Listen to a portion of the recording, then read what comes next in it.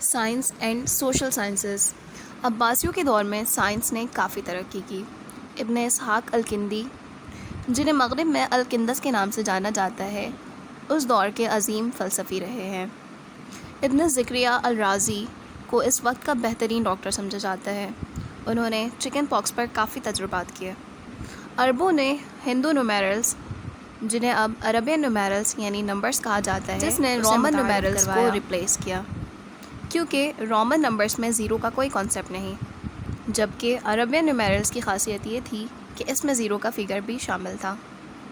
ابو نصر الفارابی کو اس وقت کے تمام مضامین کا استاد سمجھا جاتا ہے، کیونکہ انہیں تمام مضامین میں عبور حاصل تھا، جیسے کہ فلسفہ، فلکیات، طب اور موسیقی۔ اس کے بعد جب علاقائی بادشاہ ابھرنے لگے تو ان میں سے زیادہ تر حکمران عباسی روایتوں کو ہی فالو کرتے تھے۔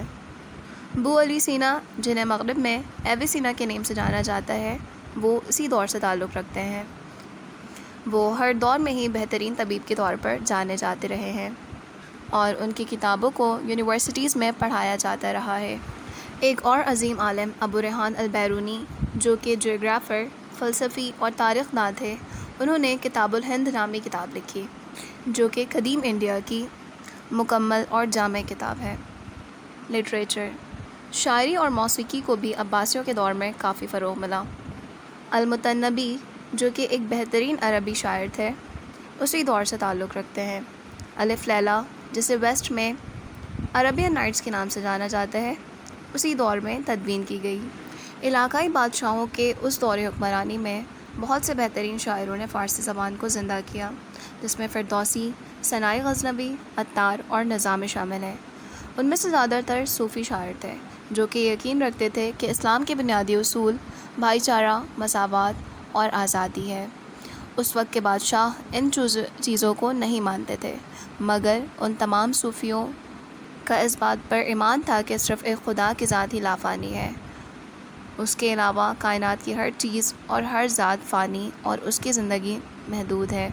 اس کے بعد ایک ایسا وقت آیا جب ان تمام بادشاہوں کی حکمرانی ختم ہو گئی اور تمام لوگ اپنے فیصلے آزادانہ طور پر کرنے کے قابل تھے۔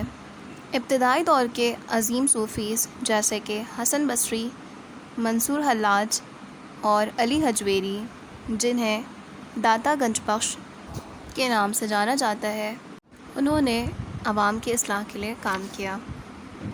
Contribution of the Muslim world to Europe. Europe کی تہذیب کی تاریخ بہت طویل ہے، جو کہ یونانیوں کے قدیم دور سے شروع ہوتی ہے۔ یہ گریکس یعنی یونانی اپنے دور کے بہترین سائنسداں اور فنکار رہے ہیں۔ اس کے بعد رومنس نے انہیں فالو کیا اور یہ رومنس عظیم قانون دان رہے۔ اس کے بعد ان تہذیب کا اختتام ہو گیا، کیونکہ اسلام کی آمد ہو چکی تھی۔ عباسیوں کے عروج کی وجہ کر یورپین کنگڈمز زوال کی طرف بڑھنے لگی۔ اس دور میں یورپینز کی تاریخی کتابوں یعنی یونانی اور رومنز کی کتابوں پر پابندی عائد کر دی گئی۔ یورپینز کا مسلمانوں سے رابطہ اسپین میں صلیبی جنگ کے ذریعے ہوا۔ یہ یورپینز مسلمانوں کی لائف اسٹائل اور ان کے ثقافت سے کافی متاثر ہوئے۔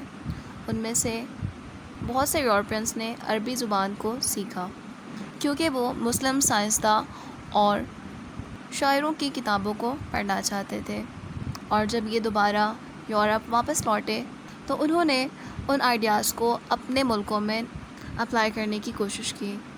یہی دور یورپ میں میڈیول پیریڈ کا آغاز سمجھا جاتا ہے۔